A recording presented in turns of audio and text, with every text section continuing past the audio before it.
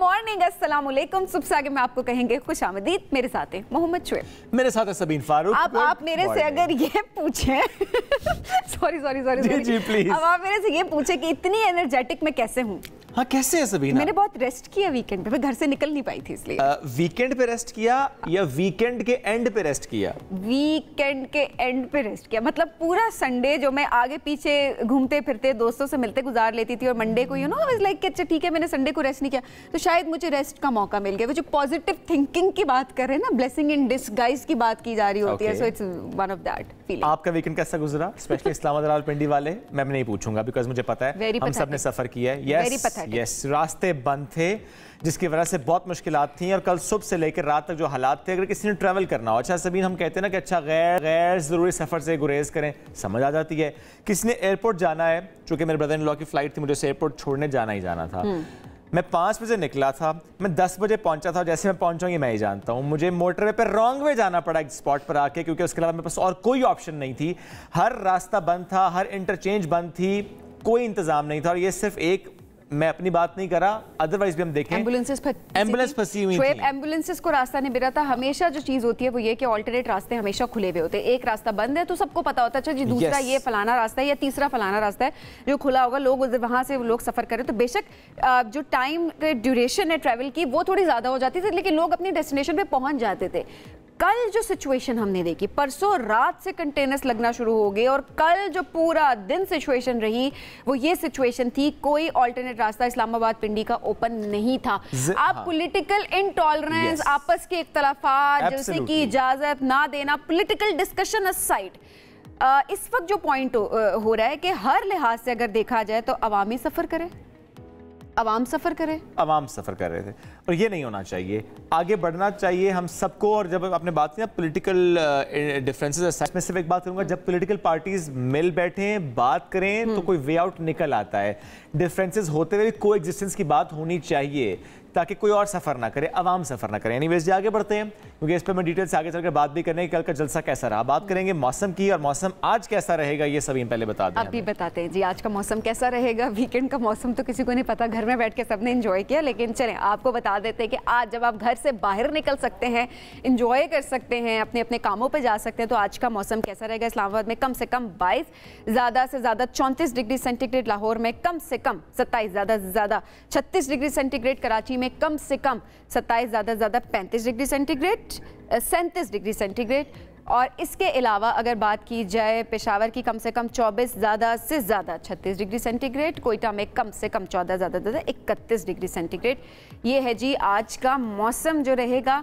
सारे दिन का सूरज चमक रहा है। गर्मी मुझे ऐसा लगा गर्मी वापस थोड़ी थोड़ी आ गई, मतलब वो थोड़े से जो शाम में मौसम बेहतर हो जाता था तो वो थोड़ा सा हब सी मुझे फील हुई पर्सनली। अच्छा वैसे सबीन, मौसम का जरा मैं अक्सर राय रखता हूँ कि मौसम का आप पे इम्पैक्ट होता है, आप कहते नहीं मौसम का उस तरह का इम्पैक्ट नहीं होता। क्यों नहीं होता? मैंने कब कहा क्या होता है? मैं कह रही हूँ मेरे में तो सबसे ज्यादा गर्मी कुछ लोगों पे नहीं होता ना, कुछ लोग कहते हैं गर्मी हो सर्दी हो चाय पीनी है। हमने होता ना कि अच्छा मौसम दिल करता है चाय पीने का। परसों एक वीडियो देख रही थी, उन्होंने कहा कि गर्मी है बहुत ज्यादा, जब गर्मी की बात हो रही हो तो ऑब्वियसली कुछ लोग ये कह रहे थे ठंडा पीने चले। वीडियो बड़े मजे की थी, तो उसे कहा नहीं चलो चाय पीने चलते हैं।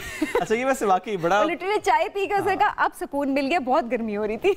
मतलब पंजाब मेरे नवाज साहब कि आपको हम वो डेरा गाजी खान के विजुअल्स दिखाते हैं, कैसे वो चाय के ढाबे पर पहुंची थी। और डेरा गाजी खान अच्छा बच्चों के न्यूट्रिशन प्रोग्राम की तकरीब से वापसी जब उनकी हो रही थी लाहौर की, तो एक चाय के ढाबे पर रुक गई थी और फिर लोगों से बातचीत की। अच्छा कि कनेक्शन बड़ा इंपॉर्टेंट होता है। जब पॉलिटिकल लीडरशिप की हम बात करते हैं, की पोजीशन पर रहने वालों की हम बात करते हैं कि आप लोगों से कनेक्ट हों, उनसे बातचीत करें। ठीक है, लोगों की राय सुनना बड़ा इंपॉर्टेंट है, चाहे वो शिकवा कर रहे हैं, चाहे महंगाई की बात कर रहे हैं, लोगों के बीच में आना इंपॉर्टेंट है शुएब, लोगों के बीच में बैठे और जाहिर सी बात है उस लिहाज से लोगों के लिए बात करना इंपॉर्टेंट है। अच्छा वहीं पर अगर देखा जाए तो मरीम नवाज साहिबा ने, जिस तरह हम अभी दिखा भी रहे हैं कि कैसे बिजली के बिल भी लोगों को देखे, जो लोगों ने लाके देखा, और बिजली के बिलों में रिलीफ देने की भी उन्होंने यकीन दहानी वहां पर लोगों को दिलाई। अच्छा कुछ लोगों ने भी कहा कि कुछ के बिल्स कम आए भी हैं, तो ये भी एक बात है। हाँ नहीं तो वो तो उन्होंने कहा था ना कि आएंगे लोगों का, तो लोगों ने ज़रा शुक्रिया भी अदा किया ओवरऑल अगर देखा जाए। अवाम आवाम के साथ ये जो कनेक्शन है, स्पेशली PMLN की अगर हम बात करें तो वो बड़ा इंपॉर्टेंट है, जो लोग कह रहे थे मिसिंग था काफ़ी अरसे से। लेकिन मरियम नवाज साहब की अगर बात की जाए तो वो आए रोज़ हम देख रहे होते हैं कि लोगों के बीच जारी होती हैं। स्कूल्स की अगर बात की जाए या ओवरऑल कहीं भी होता है तो वो अपनी प्रेजेंस को मेक श्योर करती हैं और आवाम से कनेक्ट करने की कोशिश जरूर करती है, which is something very positive, जो यही होना चाहिए, यही होना चाहिए। आगे बढ़ते हैं, अब हम बात करेंगे इराक की। दुनिया भर में जिस तरह हम जानते हैं कि इराक की खजूरें बहुत मशहूर हैं, अपने मुनफरिद जायके की वजह से बहुत मशहूर हैं, लेकिन अब ये हो रहा है कि जो क्लाइमेट चेंज का इम्पैक्ट है, खुश्क साली के बायस बागात उजड़ रहे हैं, जो पैदावार है उसमें नुमाया कमी हुई है। और जो इससे मुंसलिक किसान हैं, फार्मर्स हैं, वो ये कहते हैं कि पानी की कमी का सामना, जिसकी वजह से उनके बागात को बहुत नुकसान पहुँच रहा है। उनके मुताबिक वहाँ पहले सेब, अनार, लीमू और कई और फल थे जो वो उगते थे, लेकिन अब ये तमाम बागात हैं जो कि आहिस्ता आहिस्ता तबाह होते जा रहे हैं, चूँकि खुश्क साली है, चूँकि पानी की कमी है। इस वजह से वो परेशान है। ये ऑब्वियसली बड़ी एक तरह से देखा जाए ना पूरी दुनिया पे हम इसका इम्पैक्ट देख रहे होते हैं शुएब, और आहिस्ता आहिस्ता करके ये थोड़ा थोड़ा ज़ाहिर है जो इम्पैक्ट आ रहा होता है, ये बाद में चल के पता चल रहा होता है कि ये कितनी बड़ी चीज़ थी जिसको हम कंट्रोल कर सकते थे किसी भी तरह से। चलो आगे बढ़ते हैं और शंघाई की बात करें। एग्जैक्टली, दुनिया का सबसे बड़ा इंडोर स्कीइंग रिजोर्ट वहाँ पर खुल चुका है। ठीक है, वहाँ पर अगर बात की जाए तो ओवरऑल अगर देखा जाए तो कहते थे करीब करीब जो शंघाई के वहाँ पर कोई स्कीइंग रिजोर्ट नहीं था, लोगों को स्कीइंग करने के लिए दूसरे शहरों या कहीं और का रुख जारी करना पड़ रहा होता था। लेकिन अब जो है वो दुनिया का सबसे बड़ा स्कीइंग रिजोर्ट शंघाई में बन चुका है। काफ़ी लोग वहाँ पर जा भी रहे हैं, सयाह लुत्फानंदोज़ भी हो रहे हैं, बड़ी तादाद लोगों की वहाँ पर जाती है रोज़मर्रा, क्योंकि नया बना है तो ऑब्वियसली लोग अभी फिलहाल जा भी रहे हैं और ऑब्वियसली शौकीन जो लोग हैं वो तो जाएंगे। अच्छा, गर्मी हो सर्दी हो, लोग वहाँ पर जाकर स्कीइंग के 12 महीने ये रिजॉर्ट ओपन रहेगा। वाओ, जो दूसरे शहर नहीं जा सकते वो एग्जैक्टली यहाँ पर विजुअल देख रहे हो, कितना पूरी एक अलग दुनिया है। आप जाना चाहेंगे यहाँ पर? मैं जरूर जाना चाहूंगी। स्कीइंग आए ना आए वो एक अलग बात है, लेकिन विजिट करना चाहूंगी। वैसे इस उम्र में चोट लग जाए तो बड़ी मुश्किल से ठीक होती है। जाहिर है छोटी उम्र होती है, हड्डियां भी बच्चों की कमजोर होती है, तो जाहिर सी बात है अगर लग जाए तो फिर हड्डियों बच्चों को चोट ज्यादा लगती है। तो बच्चों को तो चोट फौरन से ठीक हो जाती है। मैं कुछ और कहना चाहता हूं, लेकिन चले ठीक है, मान लेता हूं आपकी बात। आगे बढ़ते हैं, बोइंग का स्टार लाइनर स्पेसक्राफ्ट, इसकी बात करते हैं, जो खलानवर्दों के बगैर ज़मीन पर वापस पहुंच चुका है और न्यू मैक्सिको के सहराई इलाके में इसने लैंडिंग की है। 3 माह की आजमाइशी मिशन था ये, जिसके दौरान स्टार लाइनर को टेक्निकल इश्यूज़ का सामना करना पड़ा। अमेरिकी खलाई इदारे नासा ने स्टार लाइनर की वापसी को बराह रास्त दिखाया, जिसमें उसे स्पेसक्राफ्ट ने बगैर किसी मुश्किल के ज़मीन पर लैंडिंग की। जून में स्टार लाइनर के जरिए नासा के खलानवर्द जो हैं वो पहुँचे थे वहाँ पर, लेकिन स्पेसक्राफ्ट में टेक्निकल इशू के बायस दोनों की कैप्सूल के साथ वापसी इंतहाई ख़तरनाक थी, जिसकी वजह से अब उन्हें अगले साल फरवरी तक इंटरनेशनल स्पेस स्टेशन पर ही रहना पड़ेगा। चलें आगे बढ़ते हैं, कुछ और खबरें वो शामिल करते हैं और बात करते हैं अब एक तरीके इलाज की। अच्छा, बड़ा ही मुनफरिद इलाज का ये तरीका है जो सदियों पुराना है। ऑब्वियसली लोग इससे वाकिफ़ भी हैं, लेकिन बहुत सारे लोग इससे डर भी जाते हैं। बड़ा कुदरती सा है। अच्छा, जानकर आप लोग भी शायद थोड़ा हैरान हो जाएंगे कि शहद की मक्खियों के डंक के जरिए इलाज किया जाता है। मैंने फर्स्ट टाइम सुना ये। अच्छा, एपीथेरेपी फर्स्ट टाइम सुना। एपीथेरेपी इसको कहा जाता है, एग्जैक्टली। अच्छा, मुख्तलिफ बीमारियों का इसमें इलाज किया जा रहा होता है कि आप कहते हैं कि किसी भी किस्म का अगर कोई बीमारी है आपको, तो मक्खियों के डंक से जो इलाज किया जाता है उससे जो है आप सेहतयाब हो सकते हैं। अच्छा, आप इस पे जरा बात करते हैं ओवरऑल के ये क्या महारत है स्पेशली, और ओवरऑल क्या इसका कोई साइड इफेक्ट भी होता है? प्लस कौन सी बीमारी का इलाज इससे होता है? हाँ, जैसे जो डर है लोगों का वो थोड़ा सा दूर करने की आज कोशिश करते हैं। हमारे साथ मदिया बेग मौजूद हैं जो इस पर बात करेंगी। मदिया, बहुत शुक्रिया प्रोग्राम में ज्वाइन करने के लिए। मदिया, थोड़ा इस एपीथेरेपी के बारे में हमें बताइएगा, ये क्या है और ये कितना पुराना इलाज है, कितना इसका सक्सेस रेट है? तो ये इलाज जो है इजिप्शियंस भी कर रहे थे, चाइनीज़ एक्यूपंक्चर के साथ भी कर रहे थे। बहुत पुराना इलाज है, लेकिन ये काफ़ी अरसे के लिए सीन से गायब हो गया। अब इसकी दोबारा रिसर्च शुरू हुई है और जर्मनी में, मोस्ट ऑफ यूरोप में, अमेरिका में, कनाडा में अब एपीथेरेपी सोसाइटीज़ आ गई हैं जो ये इलाज करने शुरू हो गई हैं। पाकिस्तान में भी होता है? पाकिस्तान में I am the only certified apitherapist अभी, तो मैं इलाज कर रही हूँ एंड यूजुअली लाहौर से ही कर रही हूँ। आई एम लाहौर बेस्ड, लेकिन कभी मैं कराची भी मेरा जाना होता है तो वहाँ भी मेरे पेशेंट्स हैं। तो किस तरह से इलाज होता है और किन बीमारियों का इलाज होता है?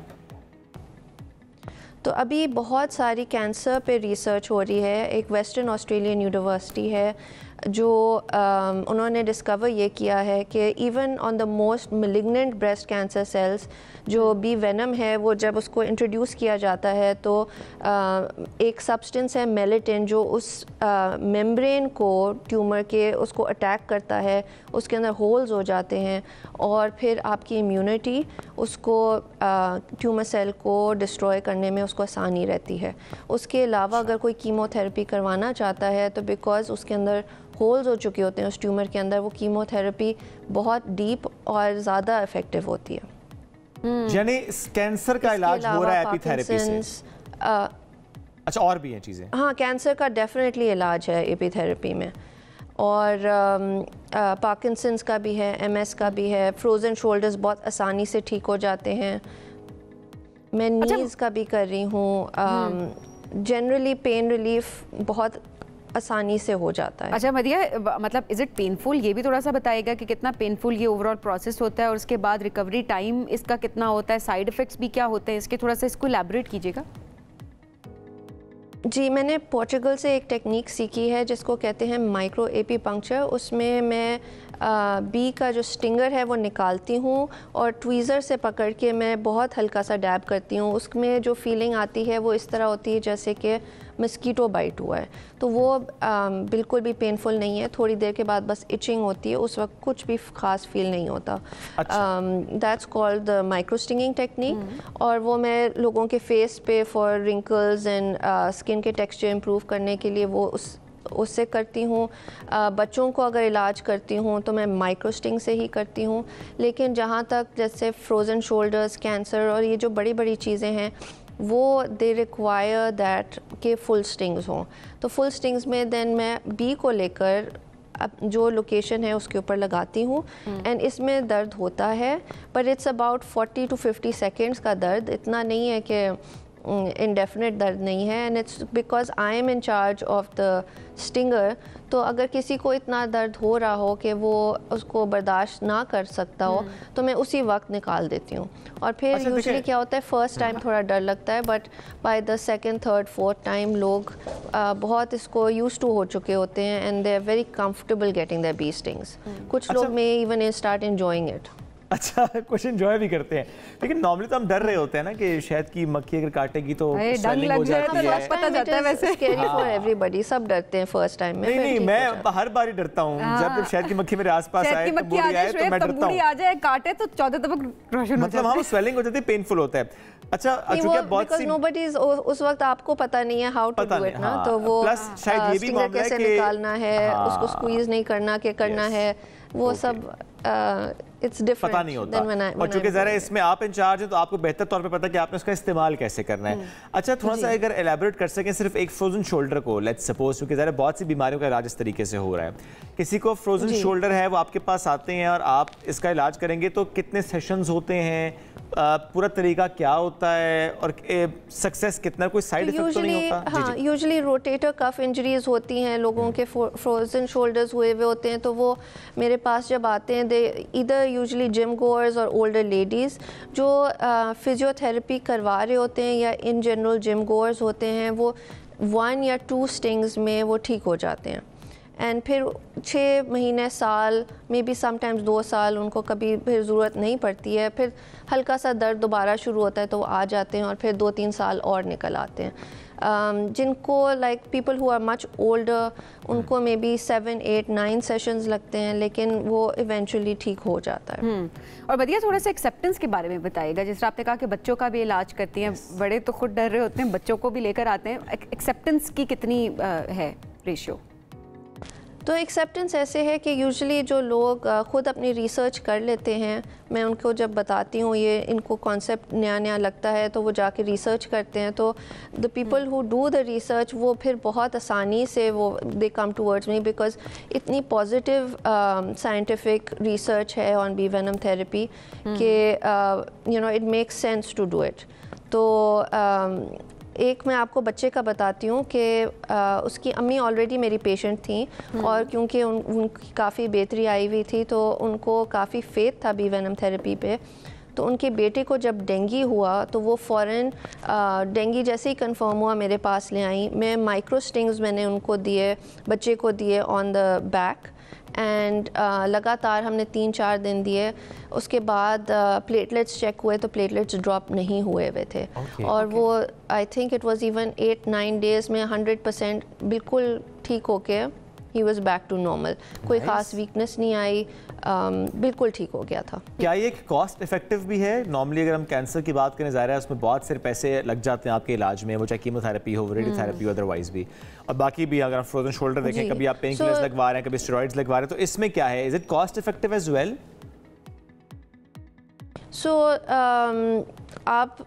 मैं फॉर एग्ज़ाम्पल आई टेक 5000 पर सेशन, तो अगर आपके 5000 में एक फ्रोज़न शोल्डर ठीक हो रहा है and sometimes may be you need 2 sessions, तो 10,000 में ठीक हो रहा है versus I don't know how much steroid injections at this point cost. I think overall अगर देखा जाए बाकी इलाजों people are spending lakhs of rupees on exactly, लोगों को अगर फर्क पड़ रहा है तो लाखों खर्च करने के बजाय हजारों खर्च करना बेहतर है। लेकिन ऑब्वियसली सर्टिफाइड जो आपके एक्सपर्ट्स हैं उनके पास जाना बहुत ज़्यादा इंपॉर्टेंट है। मदिया, बहुत शुक्रिया प्रोग्राम में हमें ज्वाइन करने के लिए। आप करवाना चाहेंगी ये? नहीं, कभी ऐसा तो अल्लाह आपको हिम्मत रखे, जस्ट इन केस। अल्लाह, मतलब आपको जिंदगी का कुछ पता नहीं होता, करवाना पड़ जाए तो मजबूर, लेकिन अगर मेरे चाहने की बात है तो मैं कभी नहीं करवाना चाहूंगी, मुझे डर। I would like to explore this honestly. फिर आप, मैं चाहूंगी आप करें और हम एक पैकेज भी इसका रिकॉर्ड करें एंड देन यू नो। ऐसे नहीं करा लेना होता ना, क्योंकि कोई तकलीफ हो, कोई मसला तो कराना होता है। वैसे तो दुआएं कुछ ना हो। शुरू हो गया कि मैं करना शुरू कर दूं। लेकिन उन्होंने एक बात की थी, फेस के रिंकल्स भी हों तो आप इससे ठीक करवा सकते हैं, नहीं आपकी चेहरे की शादाबी आ जाती है। ओह, इसके लिए तो बहुत सारे लोग जाएंगे। मैं बन सकता हूँ वैसे एपिथेरेपिस्ट? मैं एपिथेरेपिस्ट बन सकता हूँ? एपिथेरेपिस्ट आप वैसे आप हो सकता है, यू नेवर नो। क्या मैं चेंज कर सकता हूँ प्रोफेशन? जरा इसके बारे में बात करते हैं, क्या आप अपना प्रोफेशन चेंज कर सकते हैं? हमारे साथ होंगे करियर काउंसलर मौजूद, मिलेंगे इस ब्रेक के बाद। Stay with us. Welcome back. मुल्क के सियासी मंजरनामे की बात करते हैं। पाकिस्तान तहरीक इंसाफ के इस्लामाबाद के जलसे की बात करते हैं, जिसके हवाले से कहा गया कि मुकर्रर वक्त तक वो ख़त्म नहीं हुआ। हुकूमत ने क्या कहा? हुकूमत ने कहा जलसा नाकाम है, और ये भी कहा कि इनकलाब के दावे धरे के धरे रह गए। वो कहते हैं कि जिस तरह से कहा गया था कि लोग आएंगे, उस तरह से लोग नहीं, ये हुकूमत का दावा है, डिसिप्लिन नहीं था, वो ये कहते हैं। अच्छा, इसमें हमने एक और मामला भी देखा, 26 नंबर के पास हमने देखा कि पुलिस और जो पीटीआई कारकुनान है उनमें आपस में बदनज़मी हुई, कशीदगी हुई। पुलिस क्या कहती है? पुलिस का मौक़िफ़ यह है कि 26 नंबर चुंगी पर पीटीआई कारकुनान ने पथराव किया, एसएसपी समेत पुलिस एहलकार जख्मी हुए, पुलिस की शेलिंग पर कारकुन मुंतशिर हो गए। इस्लामाबाद इंतजामिया ने कानूनी कार्रवाई करने का ऐलान भी कर दिया है। वज़ीर दाखिला मोहसिन नकवी ने इस वाक़े का नोटिस लिया है और रिपोर्ट तलब कर ली है। जलसे में हम ये भी देख रहे थे कि जो ऐलानात हुए, जो बयानात वहाँ से आए, यानी जो हम देखते हैं कि जिसको हम कहते हैं लफ्जी गोलाबारी भी हम इसे कहते हैं, जिस तरह अली अमीन गंडापुर साहब की बात में सीएम केपी उन्होंने तकरीर की और इस पर ख्वाजा आसिफ साहब ने एक जवाब भी दिया है। वो कहते हैं कि अपने अल्फाज पर कायम रहिएगा, 15 दिन में लीडर को रिहा कराइएगा। ये भी उन्होंने कहा कि अली अमीन गंडापुर साहब जलसे में रंगबाजी करते हैं। अपनी तकरीर में ये भी बताना चाहिए था कि वो पहली बार शहबाज शरीफ को किसकी हिदायत पर मिलने आए थे। यानी कुछ सवाल हैं जो ख्वाजा आसिफ साहब ने उठाया। चाहिए तो सारी बात हम करें, लेकिन ओवरऑल इस जलसे की अगर हम बात करें तो ये बुनियादी सा सवाल है कि इस जलसे से पीटीआई ने क्या हासिल किया और हुकूमत ने क्या हासिल किया। चूँकि कल पूरे इस्लामाबाद और आसपास जो हालात रहे हम सब जानते हैं, लोग मुतासर हुए हैं। इस पर बात करेंगे। पीटीआई के सीनियर रहनुमा डॉक्टर हुमायूं मेमन साहब ज्वाइन कर चुके हैं। डॉक्टर साहब, बहुत शुक्रिया। सर, कल के जलसे में आप कैसे पहुँचे? बिस्मिल्लाहिर्रहमानिर्रहीम। इय्याका नअबुदु व इय्याका नस्तईन। इस तरह है कि मैं गुलबर्ग ग्रीन में रहता हूँ। ठीक। मैं वहाँ से निकला गाड़ी में, आगे जो पुराना एयरपोर्ट को जो चौक जाता है वो बंद। मैं वहाँ से वापस गया हूँ, वो जुडिशल कॉलोनी से होते हुए मैं उल्टी सड़क से करते हुए मैं गया हूँ कि मैं एयरपोर्ट रोड से जाके आगे से सदर की तरफ से जाऊँगा। वो गुलजार कायद के पास जो जगह है वो भी बंद। मैं वापस गया हूँ नीचे, एयरपोर्ट के पिछले वाले हिस्से से गया हूँ, आगे जाके वो फैल्कन कोई कॉलोनी आती है जो भी है, उसके साथ एक रोड जाती है जो अंदर निकलती है, वो बंद। उस पे एक इन्होंने वो वैन खड़ी की हुई थी टेढ़ी करके, वो बंद। वापस आया, वो ताजी खोकर वगैरह के जो एरिया है उनके पास से आगे गया, रास्ते बंद।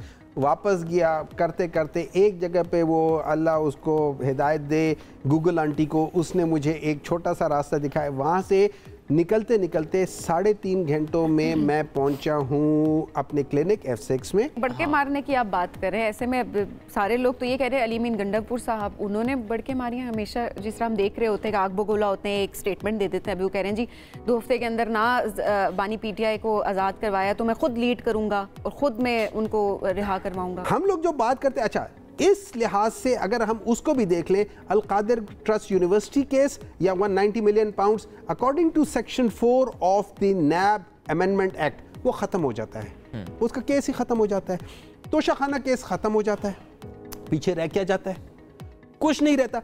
अब सवाल ये होता है, आप मेरे लीडर को जेल में रखते हो नाजायज, आप मेरे लीडर को, जो कि मैं समझता हूं इस मुल्क की बका के लिए सबसे इंपॉर्टेंट आदमी। बहरहाल जो भी मामला होगा वो होगा तो अदालत से, होगा तो सिस्टम से। वो एक जलसे में ये ऐलान करने से कि मैं खुद जाऊंगा और इमरान खान को रिहा कराऊंगा, ये नहीं हो सकता। हो सकता है, ये भी तो हो सकता है ना कि इस दौरान में वो रिहा हो जाए और हम लोग जाएं और उनको रिहा करके ले आए। आपको लग रहा है ये? मेरे ख्याल में अगर लोगों के अंदर इतना सा खुदा की खौफी हो, इतनी सी, और उनको पता हो कि कुमराइन व कुल्लुकुम मसूलन अन रय्यती है, कि तुम में से हर एक निगहबान है और उससे सवाल होगा, अगर इतने से उनके अंदर डर है ना तो वो ज्यादती नहीं करेंगे। सवाल तो सबसे होगा, इसमें कोई दो राय नहीं है, बाद लोगों से बहुत सख्त होगा। तो मैं उस चीज की बात कर रहा हूं। मेरे लिहाज से इमरान खान को अगले 2 या 3 हफ्तों के अंदर रिहा हो जाना चाहिए। ऐसी कोई यकीन दहानी करा तो नहीं दी गई? नहीं, मैं देखिए, मैं सिंपल सा बंदा हूं, मैं देखता हूं कि सामने क्या सच्चाई है। अब अगर उस सच्चाई के ऊपर आप झूठ का पलंदा लपेट दो, अब मुझे फिर उसका नहीं पता, फिर मैं देखूंगा कि सामने झूठ है। हम एक प्रोसेशन लेके अडयाला जेल के सामने नहीं जा सकते? क्या ये राइट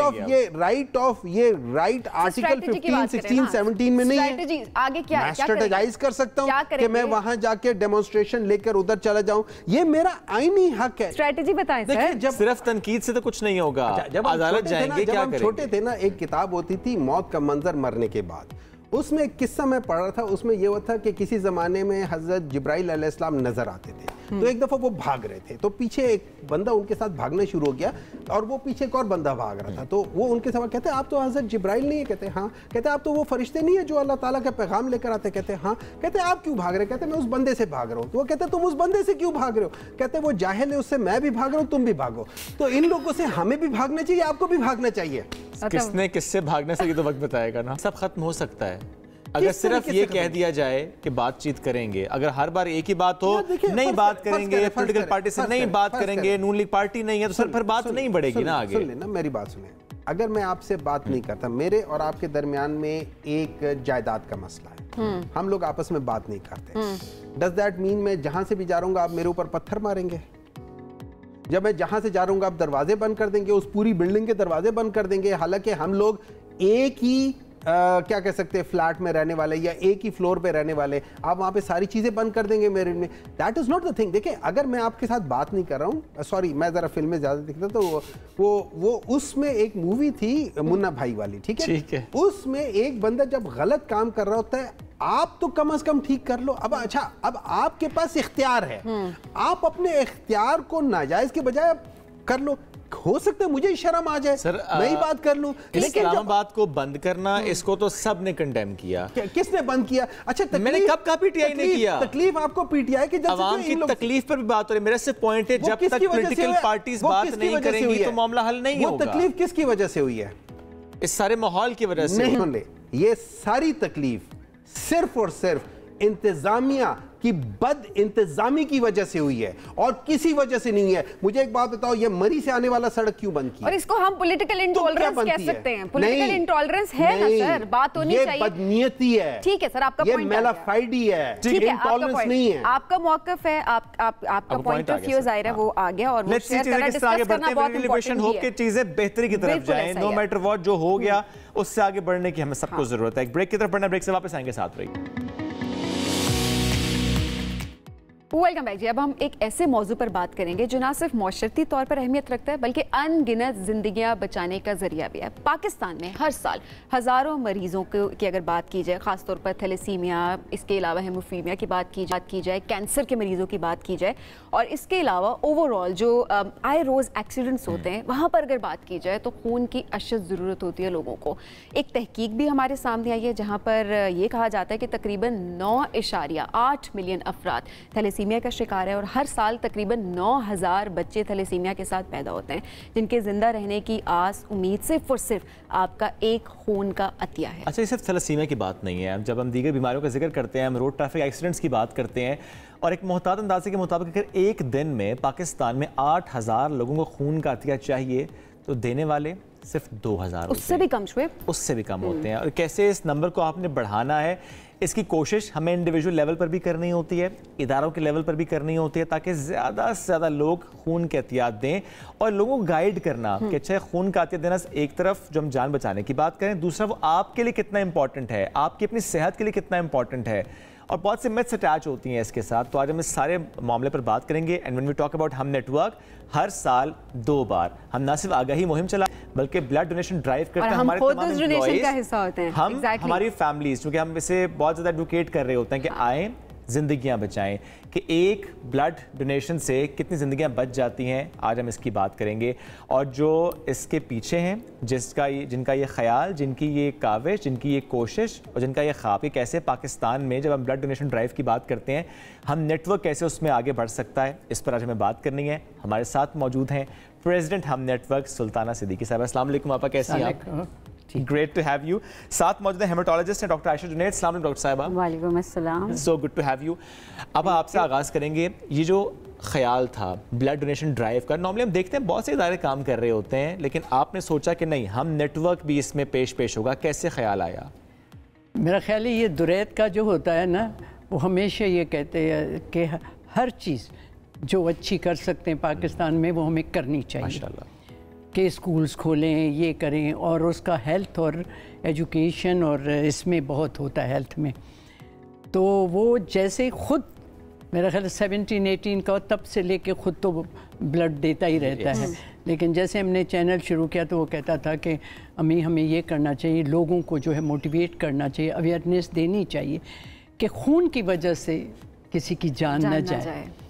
तो फिर हमने ये मुहिम शुरू की थी, और पहले वो हमारे कुछ लोग जब डर जाते हैं ना, हालांकि मैं डॉक्टर साहब से भी बात कर रही थी और उनसे भी बात करती हूँ, तो जो खून जब हम देते हैं तो हमारा बेहतर खून बढ़ता है, नया खून बनता है। एग्जैक्टली। तो लोग ये समझते हैं शायद हमारा खून कम हो जाए, जी उस दिन कमज़ोरी हुई फिर मैं सारा दिन चल नहीं सका। तो ये करते हैं। तो लास्ट ईयर जो उससे पहले हमने जब किया तो 200 कोई 27 या 28 कुछ एग्जैक्ट नंबर मुझे याद नहीं, लेकिन मोर देन अबाउट 250 के करीब तो लास्ट ड्राइव में पूरे फिर हमने जब लास्ट ईयर किया तो हमारा जो है 353 लोग आ गए। अब इस मरतबा दुरैद ने सोचा कि अम्मी हम क्यों नहीं ये करें कि और कंपनीज को भी मोटिवेट करें, तो हम किया करेंगे जो भी अपने बंदे भेजे करें।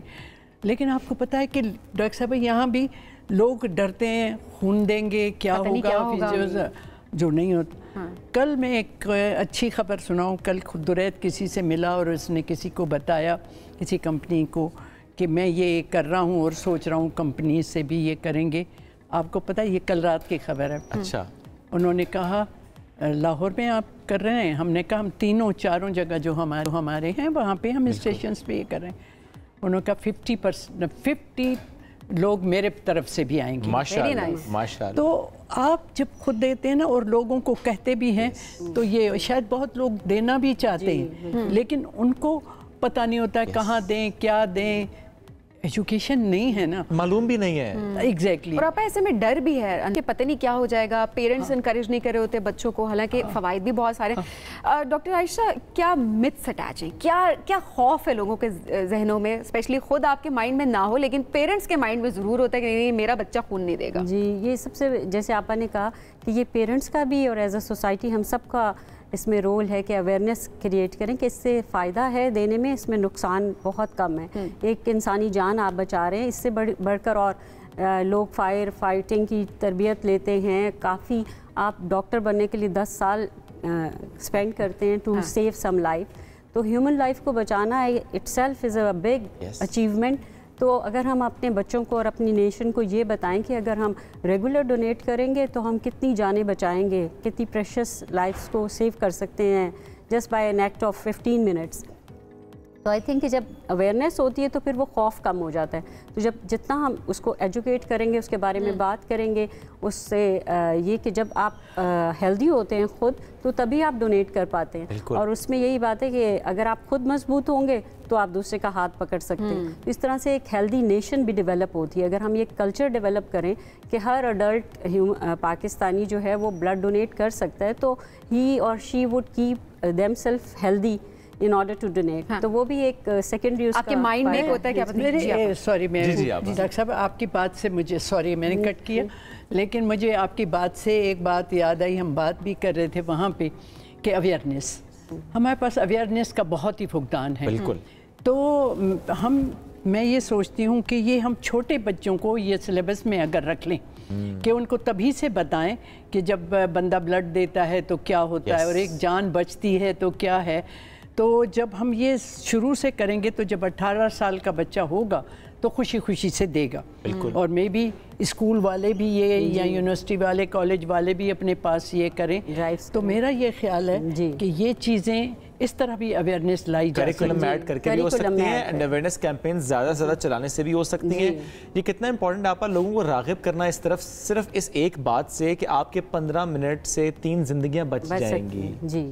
और वो भी मोटिवेट करना हमें, मेरा क्या उससे कि मैं ज़िंदगी, मेरा भाई तो नहीं है, मेरा ये भी बताना है कि हर मजहब में और स्पेशली इस्लाम में आप अगर एक ज़िंदगी बचाते हैं, पूरी इंसानियत बचाई। बिल्कुल। तो ये वाली बात जो है, बार बार जो लोग बेचारे उनको एजुकेशन नहीं होती, हम जैसे अपने ड्राइवर्स को, लोगों को, लोअर स्टाफ होता है, हम तो आप लोगों को पता है, हम तो मोटिवेट सिर्फ इसके लिए नहीं और बहुत सी चीज़ों के लिए, सफाई के लिए करते रहते हैं कि सफाई कैसे हो। और सिर्फ इस घर में नहीं, यानी हम नेटवर्क में अपने घर के आसपास भी। एग्जैक्टली। तो ये चीज़ें जो है ना, ये हमारा फ़र्ज़ बनता है। अगर अल्लाह ने डॉक्टर साहबा को ये बनाया हुआ है तो इनका भी अपना फ़र्ज़ है। और अगर मुझे अल्लाह ने ये तौफीक दी है कि मेरे पास चैनल है, तो रिस्पॉन्सिबिलिटीज आई हैं। तो रिस्पॉन्सिबिलिटी है और जिम्मेदारी को निभाना बड़ा इंपॉर्टेंट है। डॉक्टर साहब, मैं चाहूँगी कि थोड़ा एलिजिबिलिटी भी बात करें। कौन एलिजिबल है, एज का भी बताइएगा,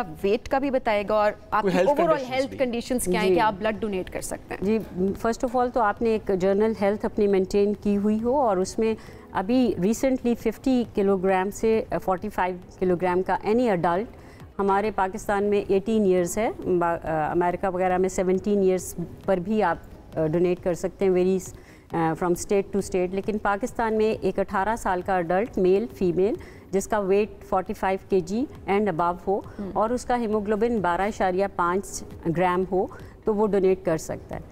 और इसमें सबसे बड़ी बात जो ये हम कहते हैं कि कुछ लोगों में अवेयरनेस ये नहीं होती कि हम कोई लोपरिन या कोई उसको ड्रग नहीं समझ रहे होते, और जब ब्लीड करवाते हैं तो फिर उसके बाद कोई कॉम्प्लिकेशन होती है और फिर उससे खौफ पैदा होता है। तो इसलिए एनी टाइप ऑफ मेडिकेशन जो आप कर रहे हैं, जो छोटी मोटी, उसको भी बताना ज़रूरी होता है बिफोर डोनेशन। और दूसरी बात ये कि अगर आपका हेल्दी लाइफस्टाइल है, आप अच्छी ग़िज़ा खा रहे हैं, आप अच्छा वर्जिश कर रहे हैं, तो आप अपनी ज़िंदगी का अतिया, अपनी सेहत का अतिया जो है इन द फॉर्म ऑफ एक 1/2 लीटर ब्लड की शक्ल में दे सकते हैं, जो कि हर 3 महीने हम डोनेट कर सकते हैं। अल्लाह ताला ने ये फैक्ट्री इतनी अच्छी बनाई है कि हर 3 महीने के बाद आप बन जाता है वो, और कोई कमज़ोरी नहीं होती। ये सबसे बड़ी बात जो आप पूछना चाह रहे हैं कि ये लोगों में ये खौफ या ये ऐसा कुछ भी नहीं है। हमारे अपने शिफा में हमारे हाउस कीपिंग स्टाफ, हमारा पैरामेडिक्स, हमारी नर्सिंग, हमारे डॉक्टर सब डोनेट करते हैं। और इसमें मैं आपको ये बताने में खुशी महसूस करती हूँ कि हमारा एक यूनिट रिसेप्शनिस्ट है जिसने 80 टाइम्स ब्लड दिया। वो 80 टाइम्स, तो वो सुपर हीरो बनना, सबको इस रिकॉर्ड की तरफ जाना चाहिए। और एक छोटी सी बात और भी डॉक्टर साहबा कि जब हम ब्लड डोनेशन की तरफ जाते हैं तो ये तो फ्रीली एक स्क्रीनिंग हो जाती है आपकी, आपको स्क्रीन किया जाता है कि हेल्थ बेनिफिट्स से आपको चेक हो जाएगा आपका, जो नॉर्मली हम कहते हैं कि आपको मसला होगा तो फिर जाएंगे, हाँ मसला होगा, तकलीफ बढ़ जाएगी तो जाएंगे, लेकिन यहाँ पे जब ब्लड डोनेशन के लिए आप जा रहे हैं तो आपकी ब्लड स्क्रीनिंग हो जाएगी, तमाम टेस्ट हो जाते हैं।